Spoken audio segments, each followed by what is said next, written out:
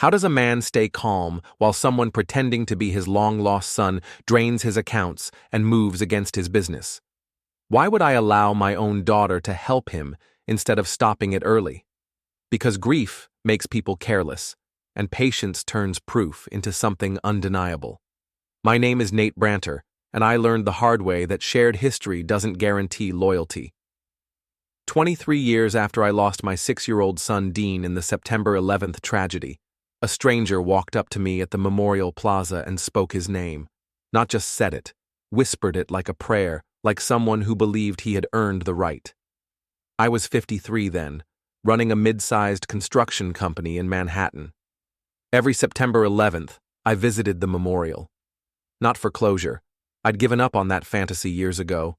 I went because Dean deserved to be remembered by someone who knew his laugh, his obsession with toy trucks, the way he insisted on wearing his Superman cape to the grocery store.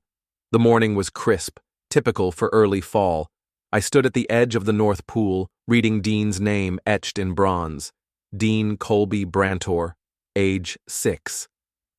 I was tracing the letters with my finger when I heard footsteps behind me. He loved those little matchbox cars, didn't he? I turned around. A man in his early 30s stood there, hands in his coat pockets. Tall, lean build, dark hair, something familiar about his features that I couldn't place. He had my jawline, my nose. The resemblance was unsettling. "Excuse me?" I said. "Dean. He had that red fire truck he carried everywhere, even to daycare." The stranger's voice was soft, respectful. "I'm sorry to bother you, Mr. Brantor. My name is Grant Solen." A sudden chill washed over me. Dean had carried that fire truck everywhere. It was lost with him in the North Tower Daycare Center where I'd dropped him off that morning before heading to a job site in Brooklyn. Very few people knew about that toy. "How do you know about my son?" I asked, keeping my voice steady. Grant looked nervous, like he was about to say something that would change everything. "Because I am your son, Dad. I'm Dean." The world seemed to tilt. I stared at this man, this stranger, who claimed to be my lost child. "That's impossible. Dean was lost in the towers. I saw the daycare center. I saw what remained." "I know how it sounds," Grant said quickly, "but I wasn't there that morning.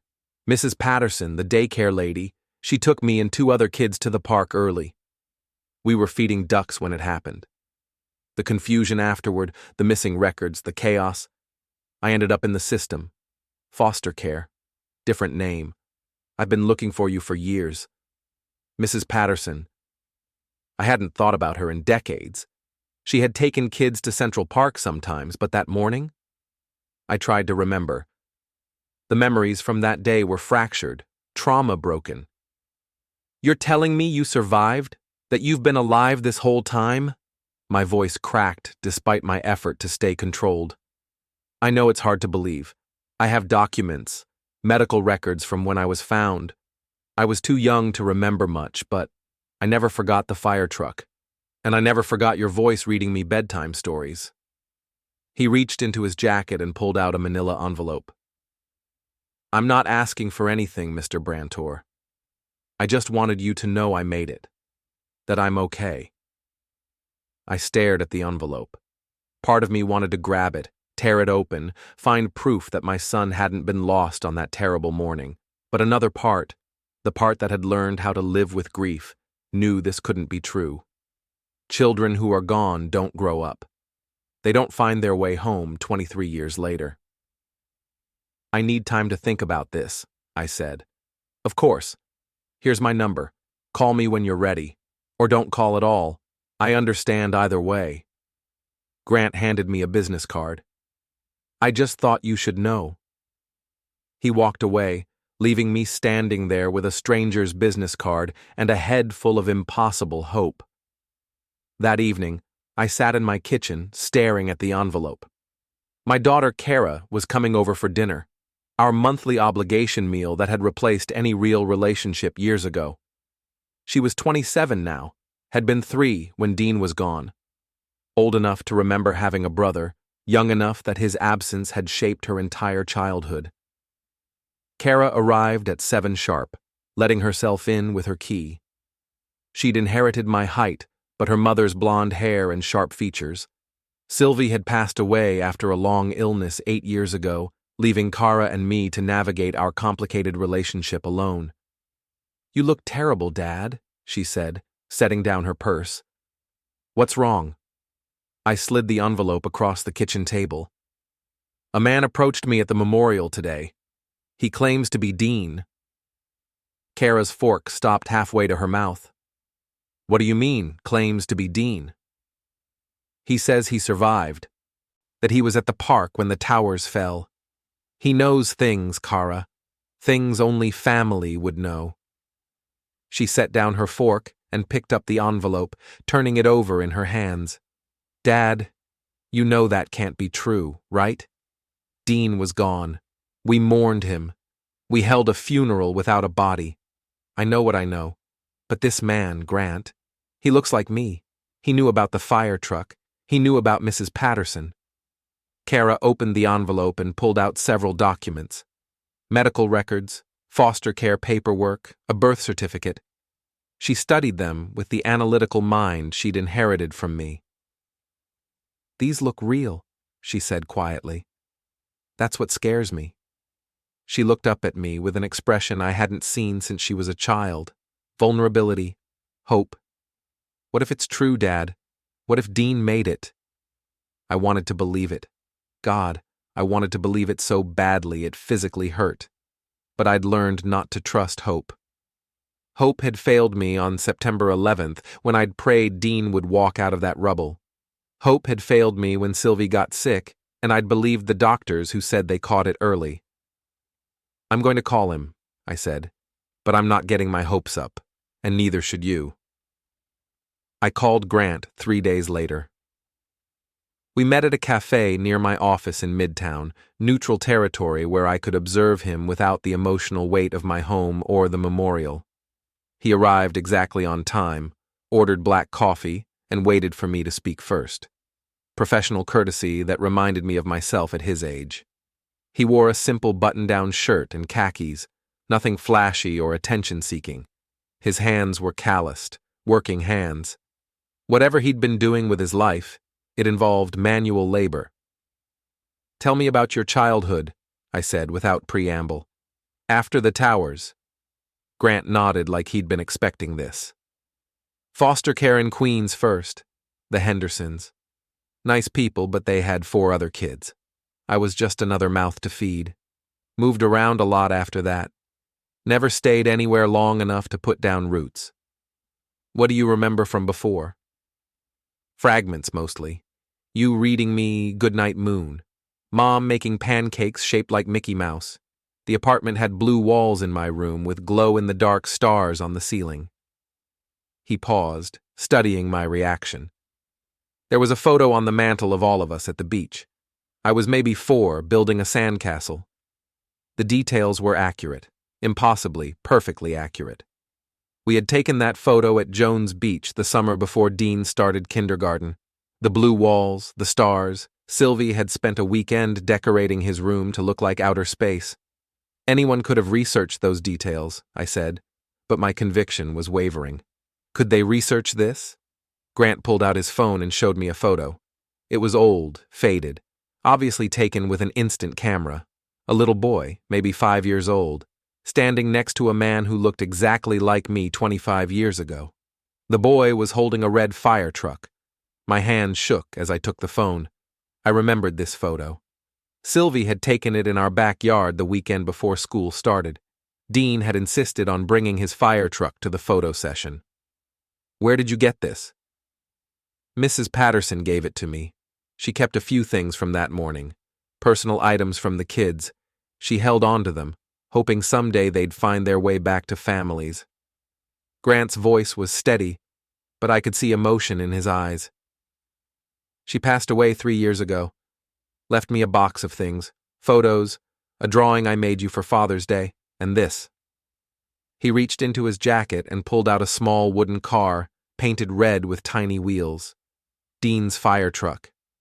The paint was chipped now, one wheel slightly loose, but it was unmistakably the toy that had never left my son's side. I couldn't speak. I couldn't breathe. I reached out and touched the truck, and 23 years of grief crashed over me like a wave. "I know it's a lot," Grant said softly. "I know you need time to process this. I'm not going anywhere." We talked for 2 more hours. Grant told me about his jobs, construction work, landscaping, odd jobs that kept him moving. He'd never married, never settled down. He'd been searching for his family, his real identity, for years. It wasn't until he turned 30 that he'd gotten access to sealed foster care records and started piecing together his past. "What do you want from me?" I asked finally. "Nothing," he said, and I believed him. "I just wanted you to know I survived. That I turned out okay. That you don't have to carry that grief anymore." But I still had to carry it. Grief doesn't simply vanish when the past resurfaces. It changes shape, shifts into something else entirely.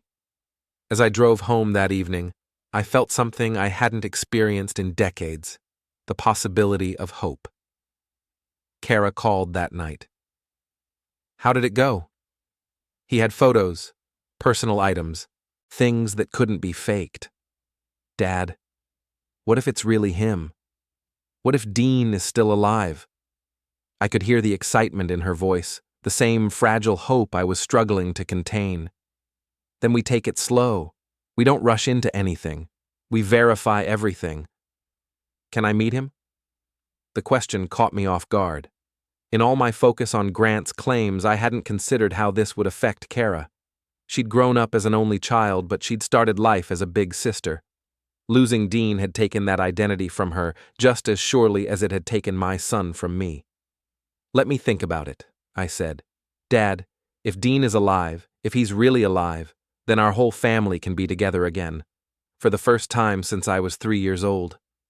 After I hung up, I sat in my living room staring at the mantel where that beach photo used to sit. I'd put away all of Dean's pictures years ago, unable to bear the constant reminder of loss. Now I wondered if I should bring them back out, if my son was really coming home.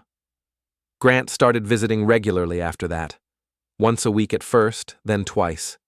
He never stayed long, never overstayed his welcome. He'd bring coffee and we'd sit in my living room talking about his life, his work, his memories. Slowly, carefully, he began to feel like family. He had my mannerisms, my way of thinking through problems methodically. He'd inherited my practical nature, and what Sylvie used to call my emotional constipation, the inability to express feelings directly. When he laughed, which was rare, it sounded like my laugh. But there were differences too.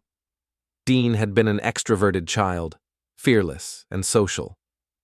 Grant was reserved, careful, observant. 23 years of instability had made him cautious in ways that broke my heart. He watched exits when he entered a room. He never fully relaxed. He carried himself like someone who'd learned not to trust the permanence of good things. 3 weeks after our first meeting, I introduced him to Kara.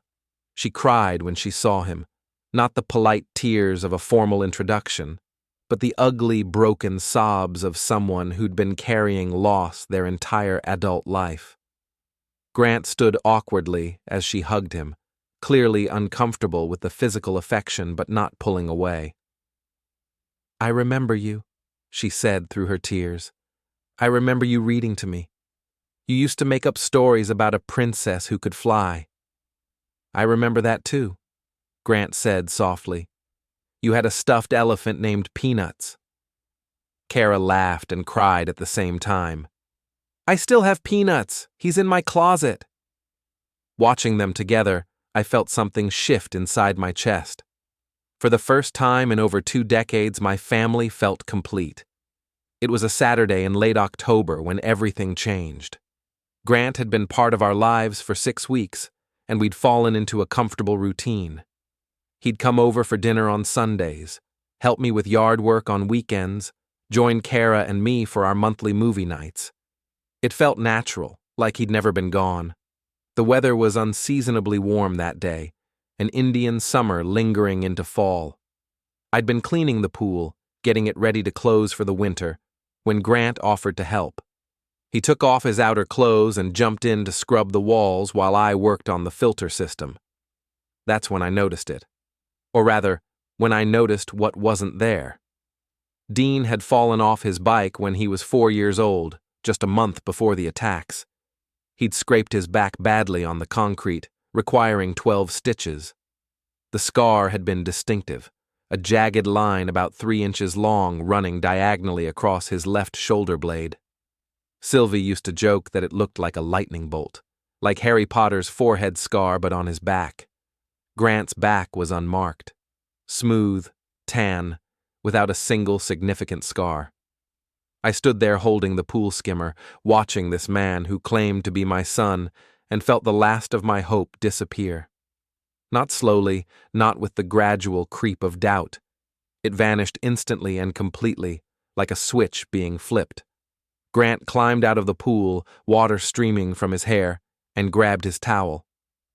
"Pool's looking good, Dad. Should be ready for winter." Dad. The word that had once filled me with such tangled hope now sounded like mockery. "Thanks," I managed. "I'll finish up here. You should go get dry." He went inside to change, and I sank heavily into one of the patio chairs.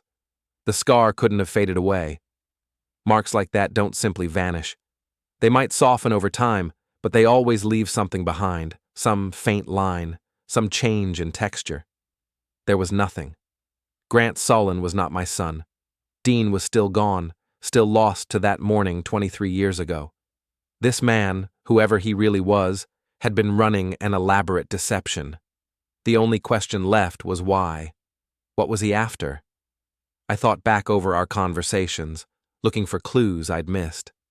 He'd never asked for money directly, never pushed for access to my accounts or business. He'd been patient, building trust slowly. That suggested a long-term plan, something bigger than a quick cash grab. When Grant came back outside, dressed and ready to leave, I watched him differently. The resemblance that had seemed so convincing now felt calculated. He looked like me, yes, but in the way that suggested careful observation and mimicry rather than genetics. His mannerisms weren't inherited.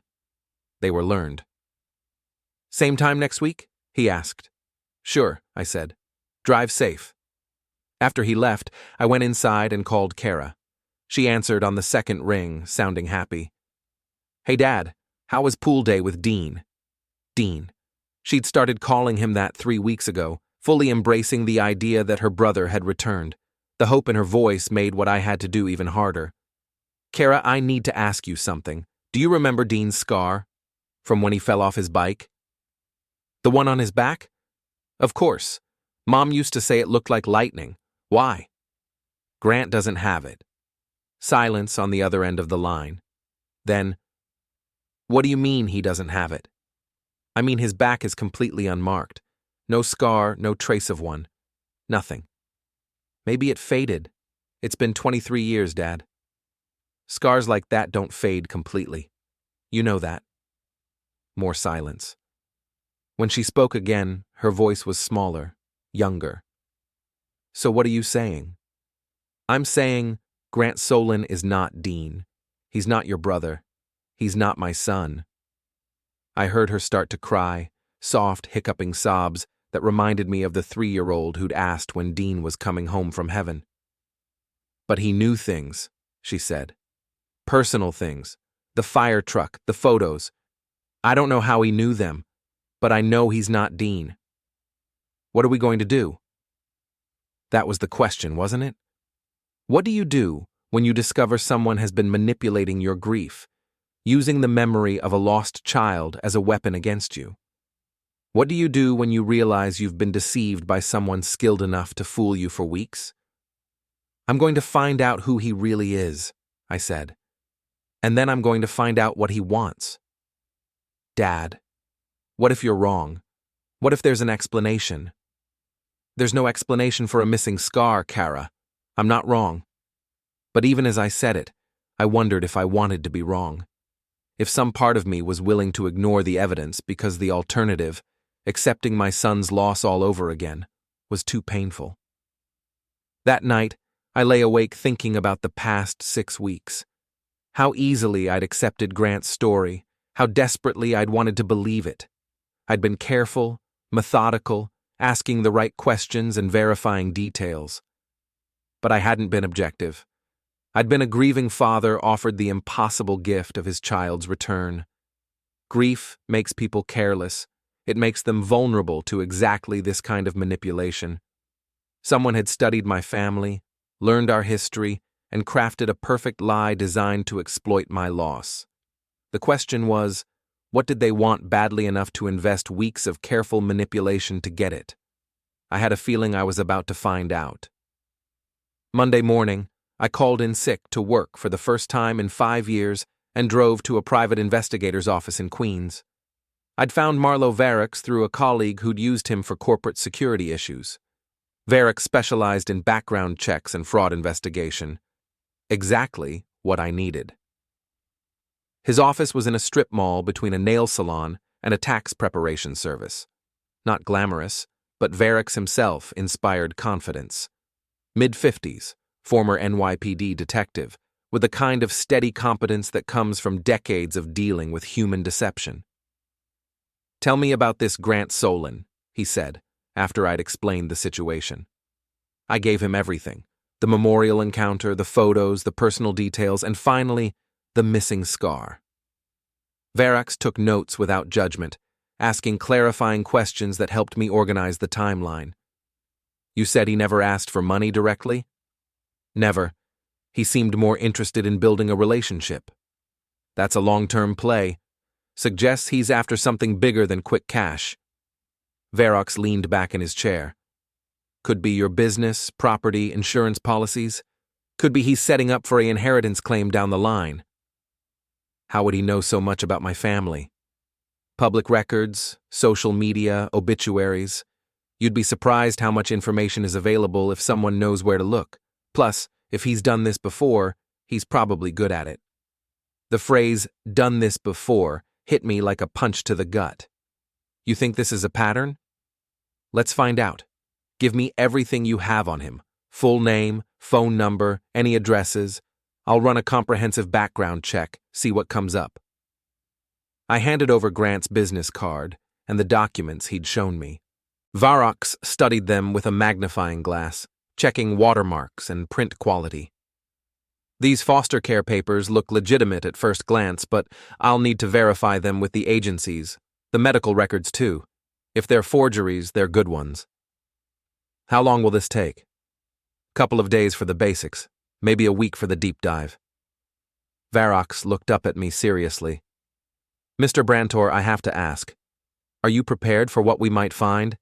Because if this guy is running a long con, there's probably more to it than just fooling you." I thought about Kara, how easily she'd accepted Grant, how happy she'd been to have her brother back. "What do you mean?" "I mean, cons like this usually require inside information, someone who knows the family, knows the history, someone who can provide details that aren't in public records." The implication hit me slowly, then all at once. "You think someone I know is involved?" "I think you should consider the possibility. Who else knew about the scar? Who had access to those personal photos and memories?" I drove home with Variks's questions circling in my mind. Who else knew about Dean's scar? Sylvie was gone. Mrs. Patterson was gone too, according to Grant. That left family, close friends, maybe a few neighbors who'd been around when Dean was little. Or it left Kara. I tried to push the thought aside, but it kept returning. Kara had been 3 when Dean was gone, but she remembered him. She'd grown up hearing stories about her brother, seeing photos, absorbing details that had turned into family lore. She knew about the scar, the fire truck, the beach photo. But why would she be involved in something like this? What could she possibly gain? The answer came to me as I pulled into my driveway. Money. Kara had been cut off financially 2 years ago after a series of bad decisions that culminated in her getting expelled from graduate school for academic dishonesty. She'd been living in an expensive apartment in Manhattan, running up credit card debt, acting like the trust fund kid she'd never actually been. When I'd finally put my foot down and cut her off, she'd been furious. "You owe me," she'd screamed during our last big fight. "Dean got 6 years of your attention and love. I got the scraps, the leftover pieces of a father who was too busy grieving to notice his living child." At the time, I'd dismissed it as the tantrum of a spoiled 25-year-old who'd never learned to take responsibility for her actions. But what if it was more than that? What if she'd been planning something? Varrox called me Thursday afternoon with his preliminary findings. "Grant Solen exists," he said without preamble. "Born in Chicago, 32 years old.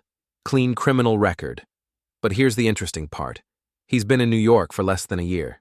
Before that, he was in Florida, and before that, California. Moving around a lot. More than that, in each location he seems to have gotten close to wealthy older men who'd experienced family tragedies. A widower in Sacramento whose son was lost in a car accident.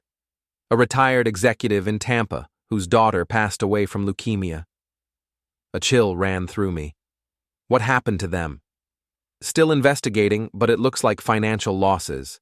Drained accounts, transferred assets, business partnerships gone bad. Nothing prosecuted, but the pattern is clear. So he's done this before. Multiple times. And Mr. Brantor, there's something else.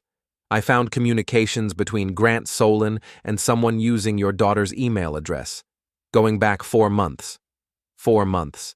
2 months before Grant had approached me at the memorial. What kind of communications? Planning? Strategy? Details about your routine, your business, your financial situation? She's been feeding him information. I sat down heavily, feeling like I'd been punched in the stomach. My daughter, my only surviving child, had been working with a con man to defraud me. She'd helped him weaponize my grief, turn my love for Dean into a tool for manipulation. "There's more," Varrox continued. "Based on the timeline in these emails, they're planning to move soon. Whatever they're after, they think they're close to getting it." "What do I do?" "Call the police. This is fraud, identity theft, conspiracy. With the evidence I've gathered, you've got a solid case." But even as he said it, I knew it wasn't that simple. Kara was my daughter. Complicated, damaged, angry, but still my daughter. And Grant, despite everything, despite the lies and manipulation, had given me 6 weeks of believing my son was alive. 6 weeks of feeling like my family was whole again. "I need to think about this," I said. "Don't think too long. These people are professionals. If they suspect you're onto them, they'll disappear." That evening, I sat in my living room staring at the photos I'd brought back out. Real photos of the real Dean. 6 years old, gap-toothed smile, Superman cape, red fire truck. My son, who was lost in the towers and would never grow up, never come home, never call me dad again. Grant had stolen that from me twice now. Once when he'd made me hope, and again when he'd revealed the hope to be false. But Kara had stolen something else entirely. She'd stolen the last piece of trust I had left in the world. My phone rang, Kara's number. "Hey Dad, Dean wants to take you out to dinner tomorrow night. Somewhere nice. He says he has something important to tell you." Dean. She was still calling him Dean, still playing her part in the con, still lying to my face. "Sounds good," I said, keeping my voice neutral. "Where?"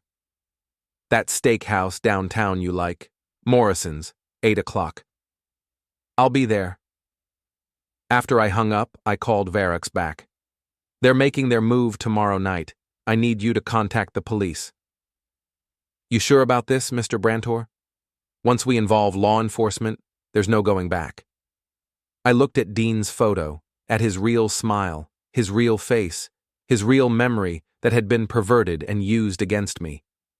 "I'm sure. It's time to end this." Detective Sylvie Talrin from the NYPD's Financial Crimes Unit met with Varrox and me Friday morning at the precinct. She was younger than I'd expected, maybe 40, with the kind of sharp intelligence that reminded me of Kara before she'd gone wrong. This is a sophisticated operation, she said after reviewing Varax's evidence. Multiple victims across multiple states suggests federal jurisdiction. I'm going to bring in the FBI. Within 2 hours, I was sitting across from Agent Colby Torres, a federal investigator who specialized in identity theft and financial fraud. He spread Varax's findings across the conference table like puzzle pieces. Grant Solen is good at this, Torres said. Really good. He's been running variations of this con for at least 5 years, always targets men who've lost children, always does extensive research, always has inside help. What about my daughter? She's facing serious charges: conspiracy to commit fraud, wire fraud if any communications crossed state lines, potentially identity theft. We're talking federal prison time. The words hit me like physical blows. Prison time. For Kara, my difficult, damaged, but still beloved daughter. What do you need from me? We need you to let them finish the crime. I know that sounds counterintuitive, but right now we have conspiracy and planning. We need them to actually attempt the fraud to make the charges stick. So I go to dinner tonight and let them rob me? You go to dinner tonight wearing a wire. You let Grant make his pitch, whatever it is. You act interested but not too eager. And you document everything. Torres leaned forward, his expression serious. Mr. Brantor, I need you to understand something. This isn't just about you anymore. Grant Solen has victims in 3 states, maybe more. Your daughter has been part of this operation from the beginning. If we don't stop them here, they'll move on to the next target. What about the money? If they drain my accounts, we'll be monitoring everything in real time. The moment they move money, we'll freeze the accounts and move in. You won't lose anything significant. That afternoon, a technician fitted me with a wire, a tiny transmitter taped to my chest, so small and sophisticated it was virtually undetectable. They gave me an earpiece disguised as a hearing aid and coached me on what to say and do. Act surprised by whatever he proposes, Torres instructed. Ask questions, but don't be too skeptical. Remember, you're supposed to trust him. You're supposed to believe he's your son. At 7:30, I drove downtown to Morrison's Steakhouse. It was a place I'd taken clients for years, expensive and private, with booths that offered plenty of space for confidential conversations. The perfect place for Grant to make his pitch. He was already there when I arrived, sitting in a corner booth, wearing a suit I'd never seen before. He looked nervous, which was unusual for him. In 6 weeks of visits, he'd always been calm, controlled, careful. Dad, thanks for coming. You look good. The word dad still stung, but I forced a smile. Thanks for suggesting this place. I haven't been here in months. We ordered drinks and made small talk about work, the weather, the upcoming holidays. Grant seemed distracted, like he was working up to something. Finally, after our appetizers arrived, he leaned forward. Dad, I need to talk to you about something important. About the future. What about it? I've been thinking a lot about lost time. 23 years we didn't have together. 23 years where I was struggling, moving around, never having a real family or a real home. I nodded, playing my part. That must have been incredibly difficult. It was. But now that we're together again, I want to make up for that lost time. I want to be part of the family business. I want to learn from you, work alongside you. Here it comes, I thought. You want to work for Brantor Construction? More than that. I want to be your partner, your heir. Grant's voice was earnest, convincing. You're 53, Dad. You've been building this business for 25 years. Don't you want to know it'll stay in the family when you retire? I hadn't really thought about retirement. Maybe you should. Maybe it's time to start planning for the next phase of your life. Travel, relaxation, spending time with family. He reached across the table and put his hand on mine. Let me take some of the burden off your shoulders. It was a good pitch, I had to admit. Appealing to my paternal instincts, my desire to leave a legacy, my natural inclination to want my son, my real son, to carry on what I'd built. What exactly are you proposing? Partnership, 50-50. I know I don't have experience in construction management, but I'm a quick learner, and I have fresh ideas, new perspectives. That's a big step, Grant. The business is worth several $1,000,000. I know, and I know you need to think about it. But Dad, I also know you want to do right by me, to make up for the years we lost. The manipulation was subtle but clear. Guilt, obligation, paternal duty, all weaponized against me. If I really believed this man was Dean, if I really believed he'd suffered for 23 years because of a tragedy beyond anyone's control, wouldn't I want to give him everything? How would this work practically? I asked. Simple. We restructure the business as a partnership, transfer half the assets to my name, set up joint bank accounts so I can handle day-to-day operations while you transition into a consulting role. Joint bank accounts. There it was. Access to my money, my assets, my life's work. That sounds reasonable, I said, hating myself for the lie. But it's a lot to process. Can I think about it over the weekend? Grant's smile was brilliant, genuine looking. Of course. Take all the time you need. This is about family, not business. I just want what's best for both of us. We finished dinner, talking about implementation details, timelines, legal requirements. Grant had clearly done his homework. He knew exactly how to structure the partnership, which lawyers to use, how to minimize tax implications. This wasn't a spur-of-the-moment con. This was a carefully planned operation designed to give him legal access to everything I owned. As we said goodbye outside the restaurant, Grant hugged me.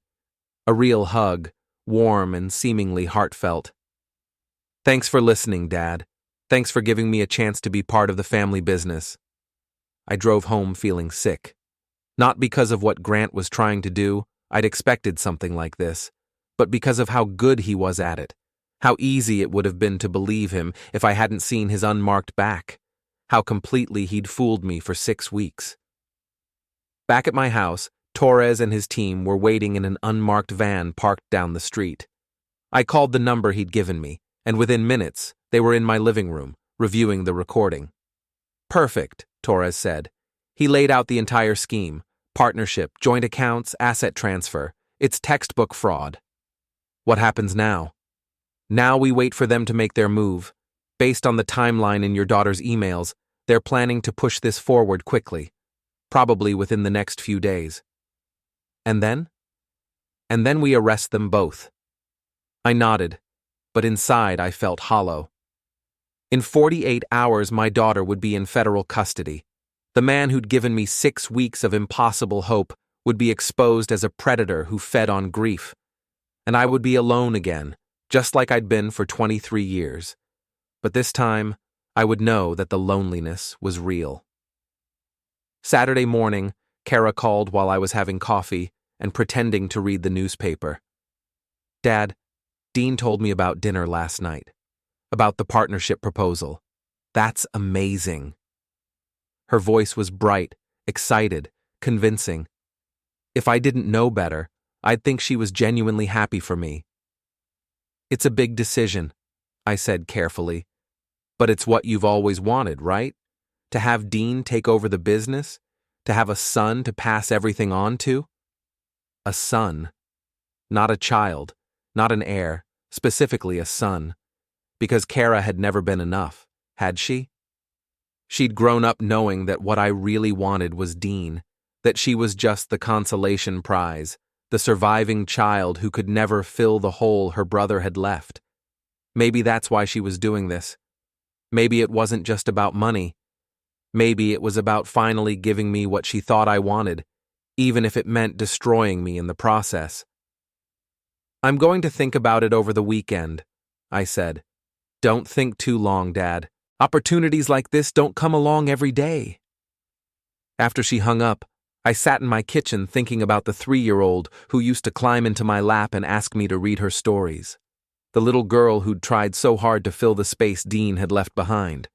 When had she stopped trying to earn my love and started plotting to steal from me instead? Agent Torres called Sunday afternoon. They're moving faster than we expected. We intercepted communications between your daughter and Solen. They're planning to approach you tomorrow morning with legal documents already prepared. What kind of documents? Partnership agreements, bank signature cards, power of attorney forms. They want to get everything signed and filed before you have time to think it through or consult with lawyers. That's pretty aggressive. It's desperate. Our investigation has spooked some of their other potential targets. They need a big score now, or they'll have to disappear and start over somewhere else. Monday morning came gray and cold, the first real taste of winter. I was in my office by 7, reviewing quarterly reports and trying to act normal. At 9:15, my secretary buzzed me. "Mr. Brantor, your son is here to see you. He says it's urgent." Your son. Even she believed it. "Send him in." Grant entered carrying a leather briefcase and wearing his most serious expression. Behind him came Kara, which surprised me. She usually stayed in the background, letting Grant take the lead. "Dad, we need to talk," Grant said, setting his briefcase on my desk. "Something's come up." "What kind of something?" Kara stepped forward. "We found out that someone's been investigating you. A private detective. We think one of your competitors is trying to dig up dirt on the company." Interesting. They knew about Varex's investigation, but had misinterpreted it. They thought I was the target, not them. "What kind of investigation?" I asked. "Financial records, business dealings, personal history," Grant said. "We don't know how much they've found out, but we think you're vulnerable to some kind of corporate espionage or hostile takeover attempt."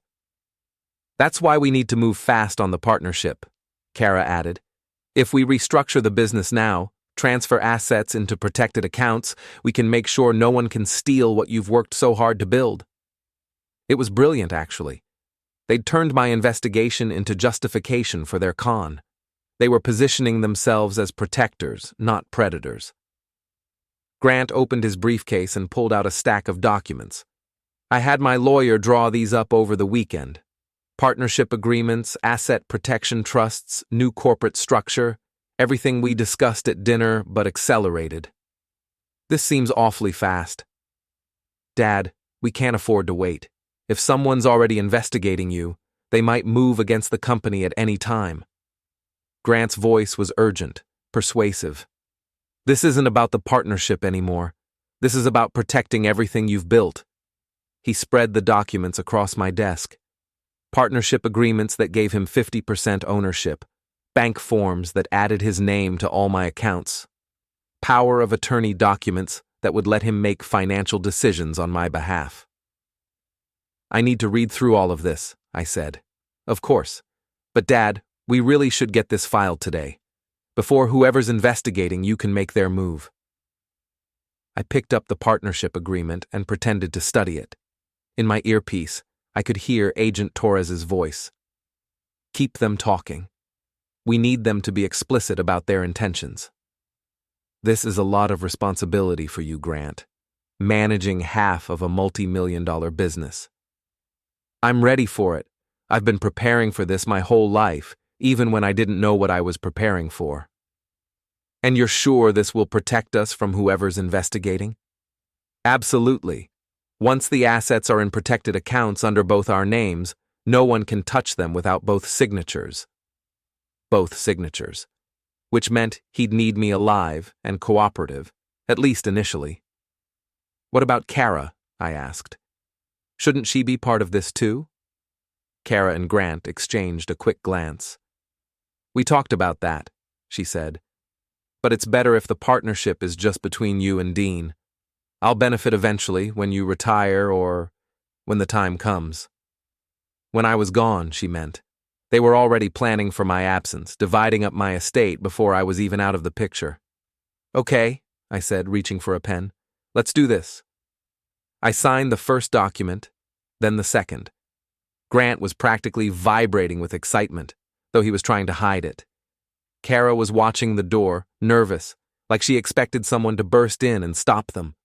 As I reached for the third document, the power of attorney form, my office door opened. Agent Torres walked in, followed by Detective Talron and 2 uniformed officers. Grant Solen, you're under arrest for conspiracy to commit fraud, identity theft, and wire fraud. Grant's face went white. He looked at me, then at the agents, then back at me. Dad, what's going on? I'm not your dad, I said quietly. Dean is gone. He was lost 23 years ago, and you're not him. The officers moved to restrain Grant while Torres read him his rights. He didn't resist, but he kept staring at me with an expression I couldn't read. Shock, perhaps, or disappointment that his target had been sharper than he expected. Nate Brantor, you're also under arrest for conspiracy to commit fraud and wire fraud. Kara's arrest unfolded differently. She struggled, shouting and sobbing, hurling every insult she could find. You absolute traitor! You set us up.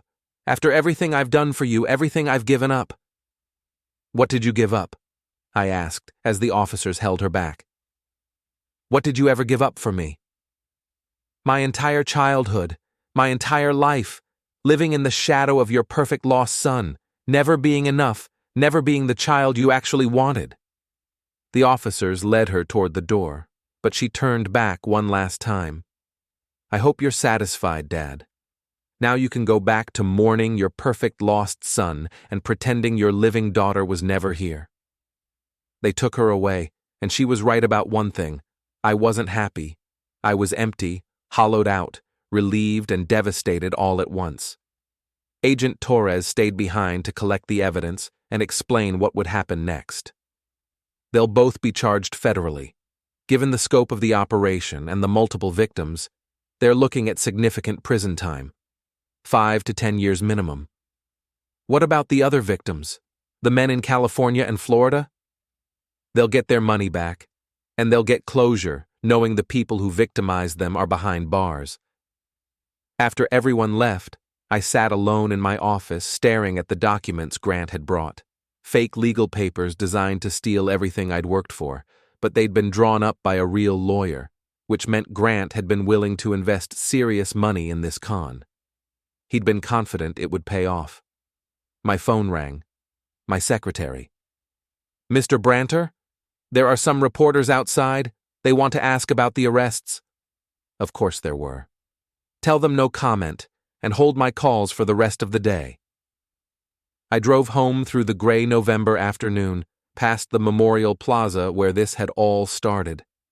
Part of me wanted to stop, to visit Dean's name one more time, to apologize for letting someone else wear his identity like a costume. But I didn't stop. Dean was gone, had been gone for 23 years, and no amount of visiting his name on a wall would bring him back. Grant Solen had taught me that lesson in the cruelest possible way. At home, I called Varix to thank him for his work. Then I called my lawyer to discuss changing my will. Kara would no longer be inheriting anything.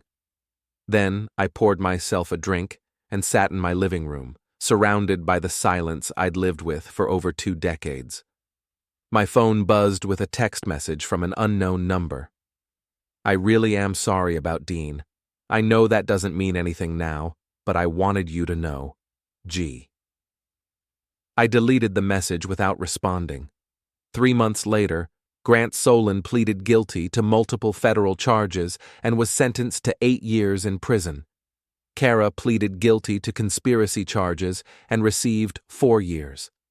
At her sentencing hearing, she asked if I wanted to make a victim impact statement. I declined. Some betrayals are too deep for words. Some wounds are too clean to heal crooked. I learned to live with the silence again.